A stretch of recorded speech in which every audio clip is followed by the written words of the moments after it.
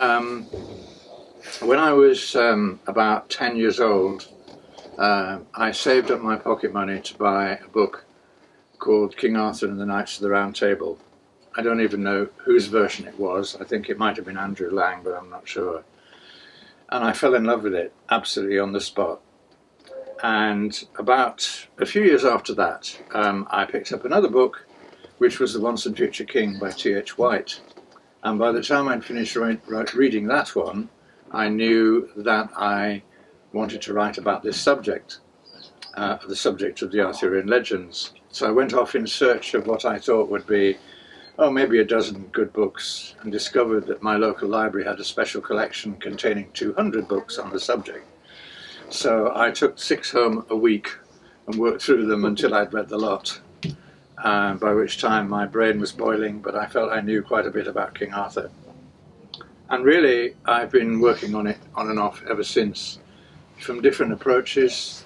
I've studied the history of Arthur, the artwork that was produced, particularly during the Victorian and Edwardian periods and the pre-Raphaelites, who chose Arthur as their subject. I've looked at the poetry, I've done anthologies, I've worked on films, hopefully about to work on a TV series, and kept it all going over the years, so that finally I ended up with the other book that you mentioned, The Great Book of King Arthur, and this one. This is the American edition, by the way, which is why the cover looks different, in case you're wondering. And the one thing I've wanted to do all that time was to share my love of the Arthurian legends and to show people how vast it really is.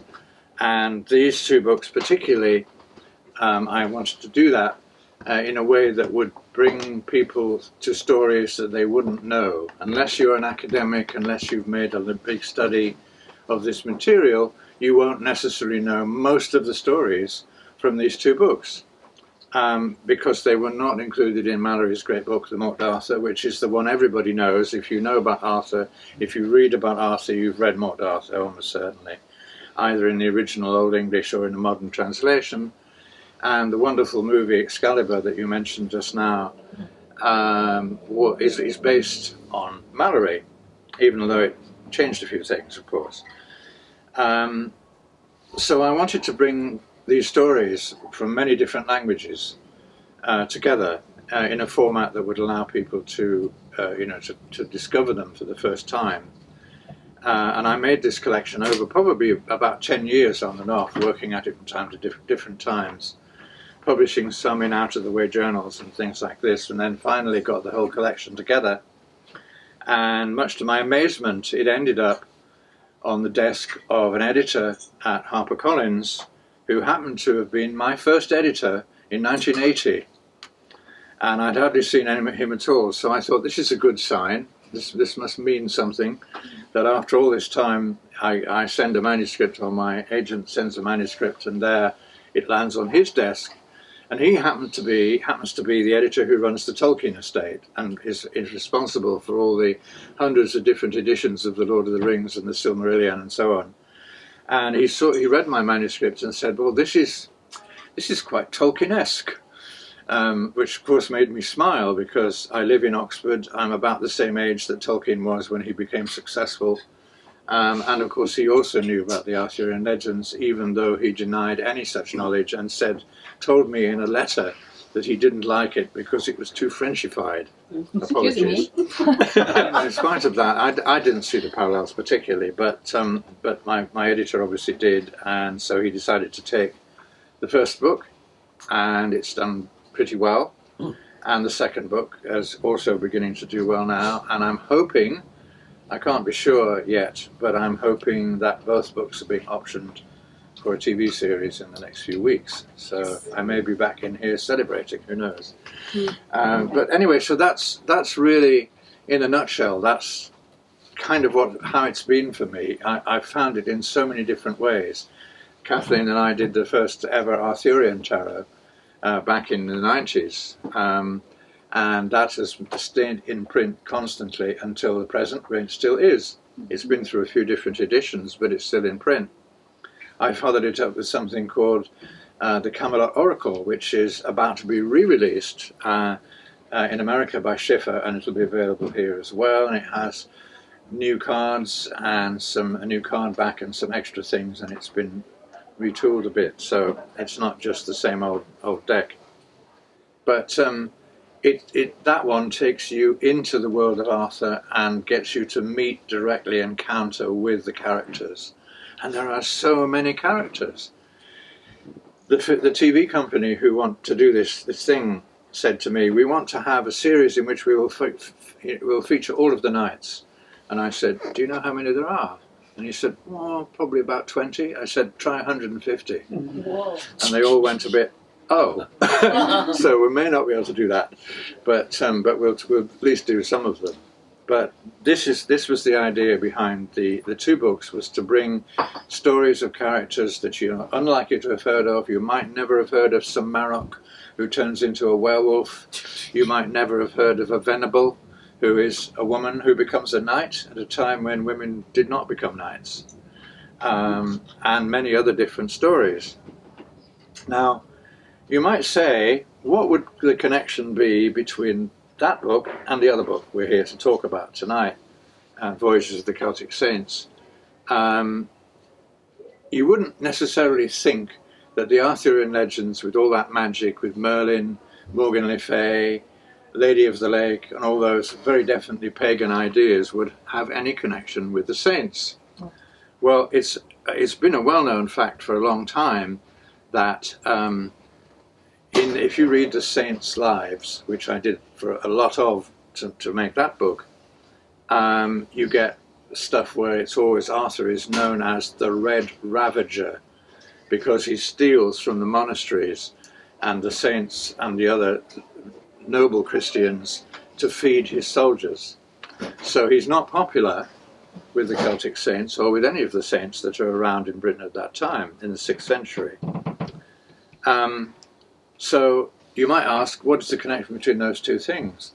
Well, first of all, the reason I wanted to write the Celtic Saints book is because I'd been reading these on and off for years, and I discovered one thing, and that is that every single one, almost without exception, borrows items of storylines, ideas from pre-Christian sources, mostly from ancient Celtic sources. So you'll get stories of saints who are doing magical things and invoking God and doing all of the things that saints do. But if you read between the lines, all the storylines actually are borrowed from older work. So I did, some years ago, I did an earlier version of this. This is much updated. And it did not sell very well at the time because all of the Christians said, oh, that's too pagan. And all of the pagans said, oof, that's far too Christian.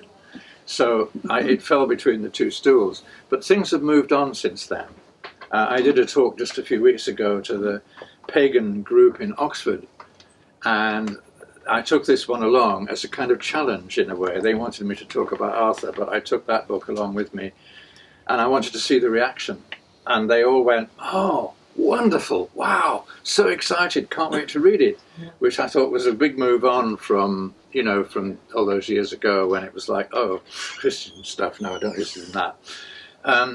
So coming to this point of this connection between the two things, I've been doing some work recently, some research into Breton saints from Brittany. And I found a very interesting story, and it came along just too late to be included in this latest volume. But it's quite short, and I'm going to read it to you in a minute.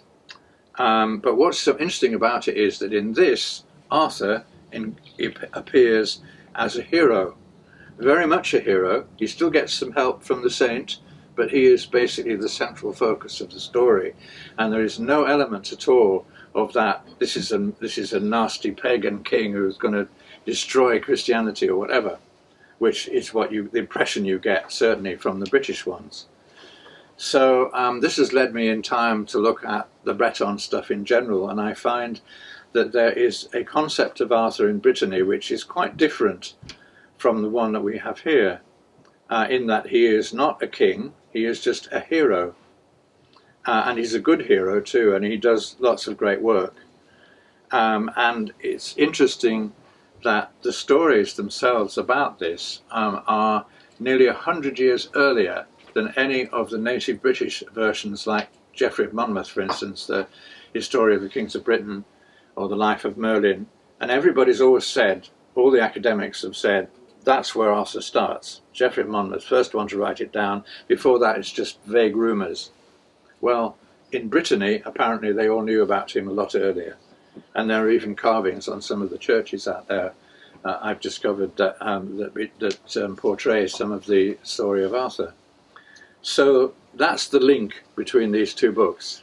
And the story, which I will read to you, shows, I think, just how these two things overlap. And I should explain, for those who haven't read either this new book or the previous one, that I wrote it in the voice of an anonymous scribe who loves Thomas Malory's books. He loves Malory, absolutely worships him. But he keeps saying, but why did Sir Thomas not tell that story? Did he not know about it? So this anonymous person, i.e. me, gets all these stories together as if they are a new Morte d'Arthur, as if it's a new collection. So the little introduction that I read you to the story is in his voice, and then we get into the story. So this is called Arthur and the Dragon of Brittany. And the little scribe says, it has often been written in those books that I have read that King Arthur was not well favoured by members of the church. This has always seemed strange to me, considering that it was he who sent forth his knights in search of the Holy Grail. So when I came across a text relating to a Breton saint named Effluam, I was both amazed and delighted to discover that in this is described King Arthur fighting with a terrible dragon. This seemed to me such an extraordinary tale, and one that I was certain Sir Thomas would have included in his book had he known of it. Though it must be said that it seems that my master did indeed not have such a great love of the church himself, or at least of those who represented it. So it is that I set down this tale, perhaps more for my own pleasure than that of others, yet I hope that some may read it in time and find there something to enjoy. It is written that there was once a man named Effluam, who was of the royal line of Irish kings. At the time, there was great confusion and warfare between the various groups of people in that country, and so it was that Effluam's parents decided to marry him to the daughter of another king of that land, so that thereby there might be peace between them. At the time, Effluam was only a child, so it was still several years before the wedding could be celebrated. By this time, Effluam was a strong-willed youth, who it must be said desired not to wed any woman, princess or not. Rather, and in secret, he had discovered the teachings of the monks, who spread the word of our Lord throughout the land. Many there were who still fought against this new religion, and so it was unwise to speak of any such affiliation. Thus Effluam decided upon a course of action that would change his life. As preparations for the wedding went ahead, he laid plans to escape from Ireland, along with a small party of monks, who, guided it was said by the voice of God, were prepared to follow the winds and waves that would carry them from the shores of Ireland to a place where they could practice their beliefs in peace. For many days their tiny craft tossed upon the waters of the sea, until they came to the shore of the land of Little Britain, that in these days is called Brittany. And there it was that Effluam and his companions, having come ashore, elected to build cells of stone in which to live out their lives in prayer and contemplation. Now it happened that at this time the hero Arthur was nearby, seeking out monsters to destroy. One in particular he sought for, a great and terrible serpent which had been terrorizing the area for some time. But this cunning beast had hidden himself well in a cave on the shore, where men seldom went. Great stones guarded the entrance, shielding it from the eyes of all. But Effluam and his followers saw the dragon come forth from its lair several times, and though they lived in great fear of their lives, It seemed not to see them, perhaps by the will of our Lord, though I cannot say that with certainty. So it was that they encountered the hero Arthur, who sought everywhere for the terrible beast. At first he demanded to know who they were and whence they came. Ephraim told the tale of their departure from Ireland and how the wind and waves had brought them there. And when he saw how they lived their simple lives and understood their devotion, Arthur bade them welcome and asked if they knew anything of the dragon. "It is close by here, in a cave well hidden," Ephraim told the warrior. And he went with Arthur along the shore and showed him where the entrance lay.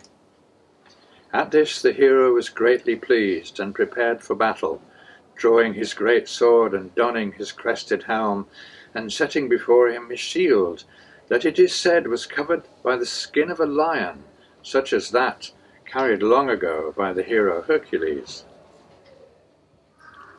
When it became aware of his approach, the beast emerged from its lair. Long-necked it was, and its head almost horrible to see. It attacked the hero, who defended himself as best he could, leaping swiftly from side to side and striking the dragon again and again with his sword. But so tough was its skin that Arthur had little success in wounding it, while it used its great claws to split his shield in twain.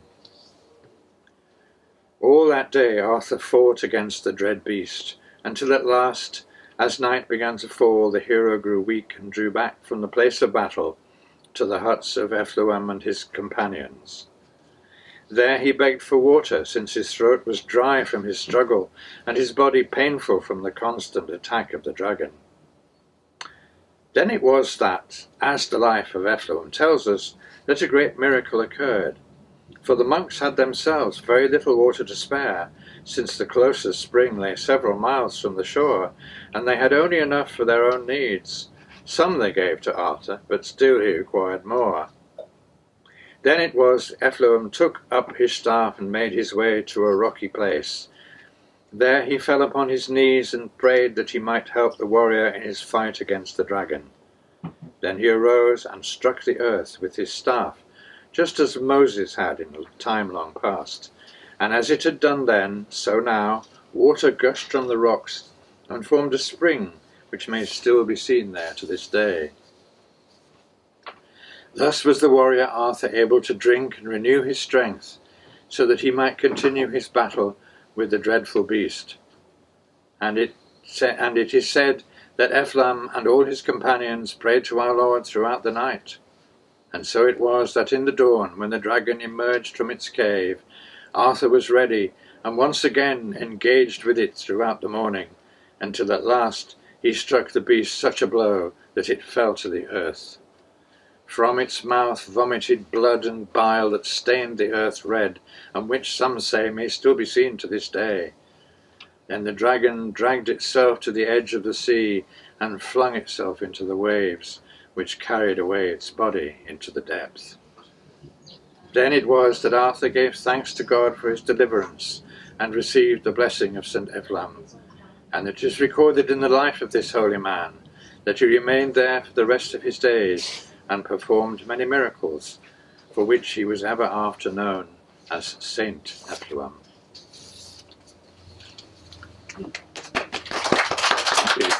From a Celtic source, Celtic saint's life, Arthur is the hero.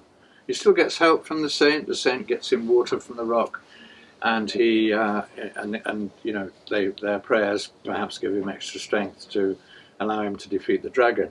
But it's a very, very different picture from the one that you usually get from, if you read the lives of any of the other saints from this country, you tend to get the warrior Arthur came, or the King Arthur came with all his men and stole our treasure and took our food, and he was a terrible, terrible man.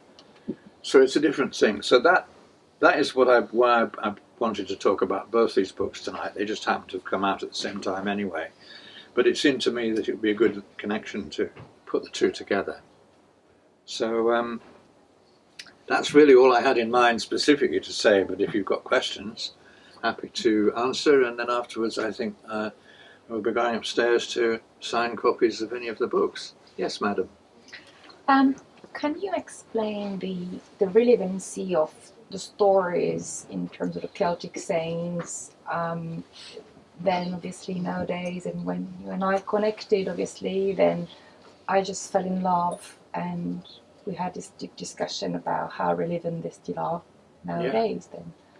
Yes, certainly, yes. Well, I mean, the idea of the book, of course, is that it does open the door to the kind of wisdom, to the kind of experience that the saints themselves seem to have. They're not all just they're not all just kind of over-the-top exponents of Christian doctrine. They have lives themselves. They have experiences. There's one of my very favourites is the story of the saint who has a particular relationship to the bees. Which one is it? Governor, that's right. And there's a wonderful scene in the story where she's attacked by some rowdy soldiers, and she just calls to the bees to help her, and the bees all come in a great cloud and sting the soldiers until they run away. Mm-hmm. So there are little gems of story in there like that, and I think that if you look at them all, if you look beyond the surface level, you see meanings that are much deeper and that still have great relevance for us today. So I've included little kind of meditational ideas and questions that you might ask yourself that might rise when you're reading the stories. So if you're reading a story and you suddenly think that feels like that's something that has a meaning for me, then I offer you ways to explore that in greater depth. Yeah. So thank you for reminding me to talk about that. Yes. Yeah, you said you met Tolkien. Did he have any influence on it? You must have had an exchange of ideas. I didn't actually meet him in person. I exchanged letters. Sorry, I apologise. No, I exchanged letters. I was about 15 and I wrote a fan letter. I was still living in London at the time, and I wrote a 10-page fan letter, not expecting to get an answer. And much to my surprise, I did.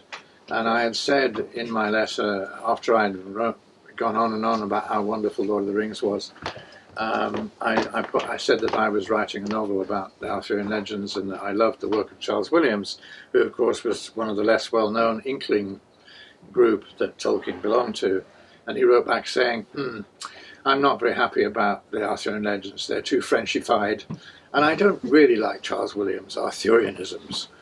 So I was put in my place very firmly by that. But, it didn't stop me enjoying Tolkien. And the really bizarre thing about it is that Tolkien himself wrote a poem called The Fall of Arthur, which was published a few years ago, which is amazing, but written in the Anglo-Saxon rhythm of poetry that he studied, of course. So it's like he could not accept the idea that this might be a true British character and hero, but had to do something else about it.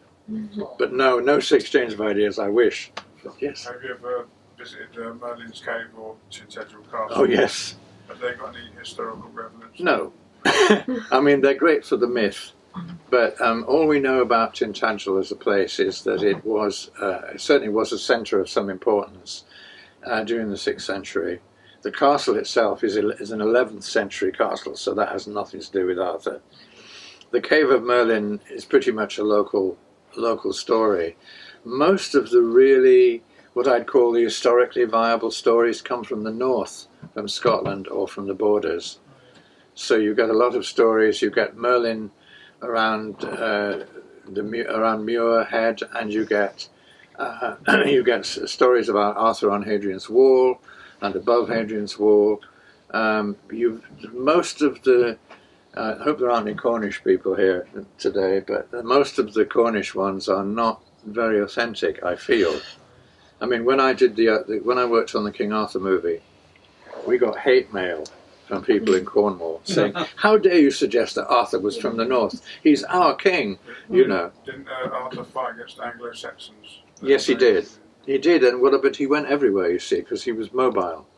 At the time, he had this wonderful platoon of knights who were actually called knights, even though they were a lot long before we had the medieval idea of the knights, and they fought against the Saxons and the Jutes and various other tribes that all invaded at that time.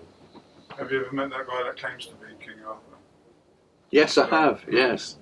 Well, he's not. I'm not sure he claims to be King Arthur, but I think he changed his name by Dolby, by Depot. Yeah, Arthur he has. He Pendragon. has. He's Arthur Yes. Pendragon now. Yeah. But I I think think he's he's convinced. obsessed with it. I was in Wales recently, and there were lots of sites in Wales, South Wales as well. No, this isn't. I don't know the word now for it. But that they would say that King Arthur was there, or this was the place of King Arthur in Wales. Yeah. People do get very, very possessive about it, and they're everywhere. But the whole point is that Arthur is for all of the country, Yeah. and Exactly. Brittany He was in the whole and into country, France. I mean, again, this is something that the TV people talked to me about. They said we wanted this to be European, and I said no problem, because there are Arthurian things in Spanish, French, Italian, Dutch, German, you name it, even Hebrew, Icelandic. Icelandic, yeah. There's prophecies that King Arthur's going to come back as well. Well, that's a good question, of course. I mean, I wish he would. Right now, we could use him, I think, but I'm not sure how well he would understand what was happening out here. He probably would, actually, because the evil is basically the same any time. There's a few dragons around. There are a few dragons, definitely. But yeah, I mean, let me say that although I have studied, as I said, every aspect of this, it's always been the myth of Arthur, and I use myth with a capital M, that really excite me. Yes, I'm interested in the history. I've co-written a book about a new contender for the crown of Arthur, who is a 2nd century Roman officer called Lucius Artorius Castus, who really did live. We know he lived. He was a historical person. And he was a Roman centurion. He was 300 years earlier than the 6th century Arthur that we mostly hear about. And yet his life and deeds parallel those of Arthur so strongly and so closely that I was convinced by it. This was the foundation for the film I worked on, which they messed up completely, but nonetheless the idea underlying it is a good one, I think. Yes? I feel like all of us who love King Arthur's legends have a favorite knight. Which one is yours? Would have to be simply because in Gawain, nowadays most people, if you said name one knight of the Round Table, I would guess most would say Lancelot, maybe. But Gawain was the Lancelot before Lancelot. He was he's one of the first named knights. In the early Welsh stories, he's called Gwalchmai, which means the Hawk of May. Mm-hmm. And later he was renamed Gawain because they couldn't pronounce Gwalchmai, probably. But he is the most human character of all, I think. I wrote a whole book about him, actually, Gawain, Knight of the Goddess, because he is hot-tempered, he's impatient, he's savage at times, but also very gentle. He's intelligent, and he has a way with the ladies, I must admit. I mean, boy, it's like, does he have time to fight anything? But I don't know, he always seems to be in someone else's bed. But there it goes. And again, in the stories that hopefully you'll read in this, you'll see just how busy he is in that way. There's even one of the stories in this book which tells how he breaks into the castle of a particular lady who has expressed interest in him, and finds that she has a wooden carving of him by the bed, and that it sits there all the time, keeping an eye on him, which he obviously finds kind of a bit scary, actually, as you might. But no, he was certainly the most popular, and he is also the one who has most of the pagan stuff comes through him. So you get Gawain and the Green Knight, and all of those stories that are, which are very much part of that period. Yes. So I have two questions. Okay, go Yeah, on. that's such a big topic. Go for it. The first question is, I was talking about the knights, the relationship between King Arthur and his 12 knights, and Jesus and his 12 disciples, if there is one that you can think of. And the other question is, as you were talking about the movies, I've seen a lot of Arthurian legend adaptations, as much as I could. And I've always heard that Excalibur from early 80s is one of the most loyal ones to the legend. And if you have any comments on that, especially comparing to other crazy adaptations, more heretic ones such as Guy Ritchie's adaptation. I personally like it, and his friends they condemn me for being a heretic on that one. And or Camelot with Vanessa Redgrave. Ah, okay. Well, let me see. Take a pick on your comments. First question. Yes, Arthur had not 12 but 150 knights. Oh. It's right. only in some versions. Only in some versions that he has 12. And somebody during the Middle Ages, I think it was probably Robert de Boron, made the connection between the 12 knights and the 12 disciples. Right. Yeah. So it's not a modern, not a what I call fully blown legend, or part of the legend. Anyway. And in the Mabinogion, he has 258. That's right, he does. That's right. It's like I said to the They're all film named. people, you know, you take your pick from 250 knights, and sometimes more. And that's how many the tables, you know, the round table had places for. Second part of your question, gosh, well, yes, I do think Excalibur is still the best. Right. I know John Boorman very well, and that's why he wrote a lovely foreword for my book. He's 96 now, but still going. I mean, not making films, but still alive and still very alert. And although I'm not blowing my own horn, because he's the one who said this. He thinks that my Grail book that I wrote in 1980 influenced the way he handled the Grail in the film. I won't go any further with that one because I don't know or not, but maybe he did. But of course, it is a very, very close echo of Mallory. I mean, yes, he changed things. He did incredible things that was able him to compress the story, like having Mordred as a child, and then there's this kind of like that. Yeah. And he's suddenly grown up, and it's all kind of he was able to get in a lot more because of that. I won't say anything about Guy Ritchie. I'm sorry. I would say I met him a couple of years ago, and the first thing he said was, "You're the Arthurian bloke, aren't you? Let's not talk about." Oh. So we didn't. But no, I'm not going to say anything. Camelot. Well, who can not love Camelot? Right. I had the good fortune to meet Richard Harris years ago. I was at that time working in Kensington Library, and I arranged an exhibition on Arthurian things just from the books we had in our special collection. And so I thought, oh, Richard Harris is in London. They're doing a new stage version of Camelot. I wonder if he'd come and open it for us. And I thought, not a chance. But I found his agent. I wrote to him, and much to my astonishment, they said yes, and he duly came. I have a great picture of him in a big fur coat that came and looked at it and was very interested, and he asked me if I would come and take him round the Arthurian sites. But unfortunately, it didn't happen, because the next day he tripped and fell out of his car and broke his ankle, so he wasn't going anywhere. So sadly that didn't happen, but he loved the Arthurian legends, and the story is told that when Joshua Logan was preparing to make the film, they hadn't yet cast Arthur, so Richard dressed himself as a waiter and went to the restaurant where he knew they were having dinner and served them, and then at the end said, "And by the way, I should be playing King Arthur." And then they took him on, and of course he was absolutely amazing, and Vanessa Redgrave was amazing. And I love the music and everything. It's a really magical film, I think. And yes, it's romanticised, and the storyline is way off the real one, but it's still magical, I think, isn't it? I mean, you've only got to see, I've forgotten what his name is now, the actor who plays Lancelot. Franco Nero, that's right. Doing his, his song, C'est moi, it's great, isn't it? You know, I mean, how can you not like it? And I'm not sure if that's the movie that they actually became a couple as well. Probably it is. I think so. I think so. The And chemistry. there have been one or two others. There was an absolutely disastrous TV one called Camelot, which only did one season, and not surprising, it was awful.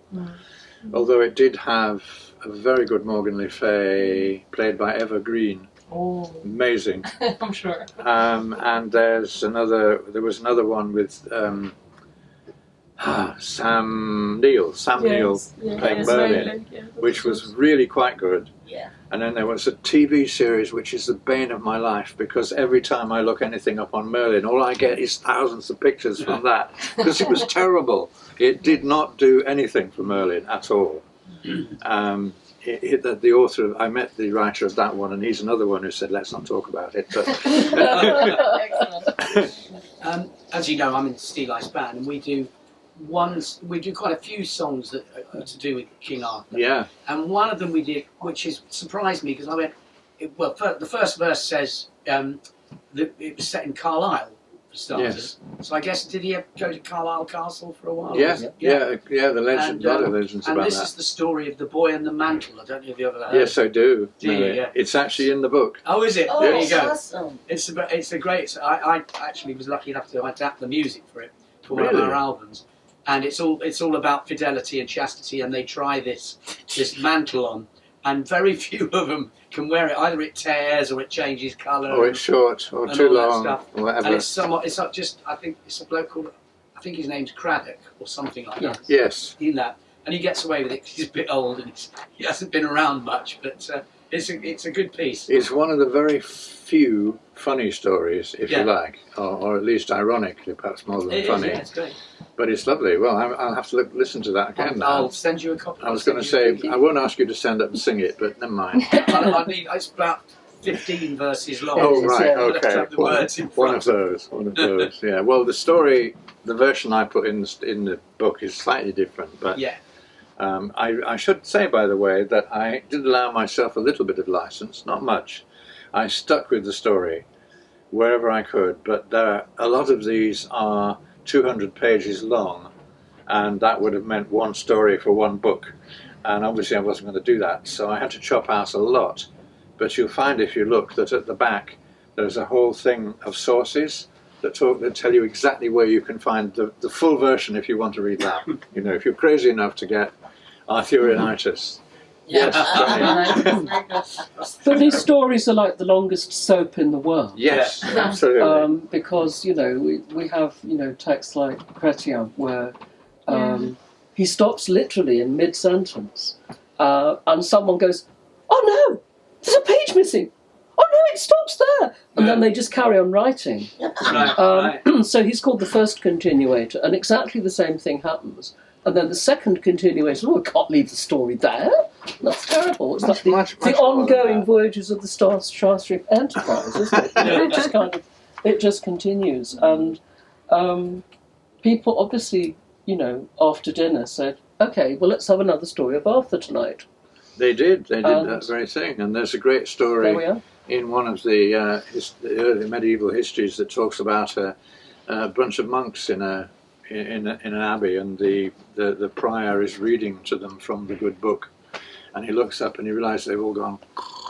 So he says, in the days of King Arthur, and immediately everyone's awake. Tell me more. It's supposed to have really happened. But and it's interesting, the idea of this, that Arthur is still very much relevant to us today. That's something quite important. And if this TV series happens, you'll see why. When it happens. When it All right. happens, thank you. Thank you, Johnny. Yeah, when it happens. The thing is that they wanted it to be relevant, and they said, how can it be relevant? So I pointed out that there are at least 24 modern graphic novels and comics book series that feature Arthur. And they all do it in different ways. A friend of mine, Ryan Gorsey, has just written a book in which he's compared the Arthurian stories to the later ones. So Arthur is Superman, you'll be amazed to hear, and lots of other characters like that happen. And I was reminding him that if you really look at Star Trek, since you mentioned Star Trek, what's happening there? There's a very kingly gentleman called James T. Kirk sitting in the centre of a circular room surrounded by very interesting knight-like characters and helped by a certain pointy-eared Vulcan that might possibly look a bit like Merlin. So it's really everywhere. As soon as you start looking at it, You see it everywhere. Of course, I see it everywhere. I can't help it. But so, The wise how are we doing? sage of, by the side. Are we good? Still more time? Johnny's got. Oh, sorry, Johnny. Yes. I'm just curious. Did you read the Da Vinci Code? I did. Okay. His description of the Grail, I thought was fascinating because it was all about Mary Magdalene. It was a woman central. Yep. And all the other Grail stories are about the men going to retrieve the Grail. But they're not. Okay, that's my question. Okay, well, let me say first of all that the stuff about the Grail was, not to put too fine a point on it, stolen by Dan Brown from the writings of Lynn Picknett and Clive Prince, This is what I want who've done a lot of books on this, Okay. and whose material very much was removed and used in a different way. Okay. But yes, no, if you look at the French versions of the story, you will find a reference to Percival having a sister called Dindrain. And Dindrain has a vision of the Grail long before any of the men, He's my favorite knight. and sets off. Percival is, yeah? Yes. Well, there you are. His sister goes all the way looking for the Grail, and she actually says in the text, I think it's possibly in... The Quest del Sangre. Is it in Quest del Sangre? She actually says, you think your quest is hard. Try doing it if you're a woman. Not in those words, but that's what she means. And she goes with them, and she goes all the way, and they reach a castle. They're all now on board that ship, the ship of Solomon. Percival, Galahad, Bors, and Dindrain. And they stop at a castle where there's a lady suffering from leprosy who is dying. And they've been told that if she bathes in the blood of a virgin, she will be healed. Well, It's not good for the virgin. so not good. And of course, Dindrain is a virgin, so she offers her blood. She wasn't intending to offer all of it, but of course they manage to open a vein, then they can't stop it, so she bleeds out. The lady is cured, of course, and Dindrain's body is placed in the ship, and the ship sails off on its own and reaches the Castle of the Grail before the men. So how about that? All right? Okay, thank you, John. That's all right. And I mean, the one thing that a lot of people say to me whenever I give talks like this, they'll say, yeah, but it's all about the men, isn't it? It's all about the knights. It's all about the fighting. It's all about that. You know, if you look at the stories really carefully, it's not. Because in almost every single instance, there is a woman, usually a fairy woman, who comes along and says, listen, there's this problem. Can you come and sort it out? And often goes along and often does things that change the story. Do you talk about that in your book on the Grail? I do. Okay. I'll Um, have to purchase that today. okay. What is it? Obviously, Arthur gets his sword from the Lady of the Lake. Yeah. Merlin has a twin sister who almost no one ever knows about, who is just as clever as he is and knows more than he does. There are plenty of women in the stories, and so many of the stories are driven by women.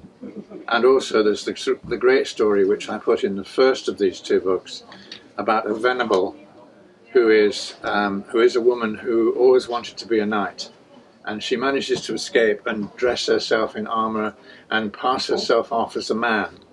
And she manages to go all the way to Rome, and she joins the emperor's bodyguard and serves well. And it's only finally when everything is perfect, as it were, it's finally revealed, of course, that she is actually a woman. And they immediately say, right, well, put a dress on, dear, as you'd expect. But her story, it is a very interesting one, and it certainly is. I mean, it was only in two versions of the story do you find it, but it's there. All right, Sevi. So one of my questions actually, thank you very much, Johnny, for linking with the female side, because that was about the Celtic saints as well. And what's your favorite including female saints, because obviously you have added some female saints there. Yeah, that was the other. I mean, that was the other thing, and it was a very unconscious thing. I mean, when I wrote the first version of it, I looked at all these various saints' lives, and they were all men. Or if there were women, like St. Bridget, which I did put in, there was no life for them. You see, I wanted to work with actual texts, not just stories. Mm-hmm. So there had to be a vita, there had to be a life for each of them, and I looked for those first. And when I came to do this rewrite on this one, I realised, gosh, no women. So I had a good look round, and in fact my favourite is St. Govnet, the one I mentioned with the bees, because it's such a great story, and she's so brave all the way through, and really you feel you'd like to have known her immediately. So she'd be my favourite from there, definitely. Interesting, thank you. And can I have another one? Yeah, Are we Yes, all the right? last one here. yeah, thank All you. right. We talk about you because you're absolutely amazing, but can you talk a bit about the illustrator for both Oh of gosh, them, yes. actually? Oh yes, absolutely. Well, I mean, John Howe, obviously, one of the two artists who worked on the movies for The Lord of the Rings, now on the TV series. John's working on the TV series, Alan B, who's the other one, is not. And John and I have known each other for a long time, and we were going to do a book on Merlin about 30 years ago, and it was all set to go, and then then one of the people in the publishers left, and the other person who came replaced her didn't like the idea, so it never happened. But we stayed in touch, and finally we got to do this. I mean, John's stuff, it's amazing. I mean, honestly, it's amazing. I mean, I challenged him at the end, when we'd almost finished. I said, okay, this is supposed to be the new Morte d'Arthur. It's all based on Mallory's not putting things in. Can you do a portrait of Mallory? And he went, well, what did he look like? I said, nobody knows, because there is no picture. So he did. He took my challenge and he made a picture of Mallory, which I think perfectly exemplifies the character. I can find it. It's right at the beginning here somewhere. There we are. Okay, you can look at this later maybe, but that, if you can see it, that's what he made guessed Mallory would look like. I described his life, and I described the kind of person he comes across in the books with. So, yeah, so no, I mean, working with him has been absolutely incredible, because, you know, I send him the story and his picture comes back. I never have to say, well, couldn't you do one of that? And he likes it because I have a lot of monsters in mine, and he just likes painting monsters. The Saints one, again, I was very lucky because the artist there, Joe Machine, not his real name, had already worked with him on the Beowulf Oracle. Or is it a tarot? Beowulf Tarot. Yeah, and you know, we got on very well. He's a fantastic man. He's half Gypsy and half Hebrew. Really interesting. He's just been commissioned to do paintings for the Vatican. And I said, really? Do they know about you? And he said, oh yes, but I'm going to put lots of pagan references in there. So of course we were talking about saints, and you know, and I said, well look, I'm doing this book, how about doing saints? So he did these wonderful black and white etchings, which to me just about leap off the page, they're so powerful. And I've been amazed by one thing. I'll say this to you. When I first saw this, and I know I said this to you, Sevi, I said, but black edging, black pages, all the pictures are in really quite heavy black. Is anyone ever going to love it? What's happened? Everybody says, I love the darkness of this book, but the light comes out of it. So, you know, I was wrong. I was wrong. Yeah. It's part of the Celtic tradition. Definitely. Out of the darkness, of all doubt and uncertainty comes light. That's right. Thank you. That's There you right. go. Perfect. Thank All right. you so much.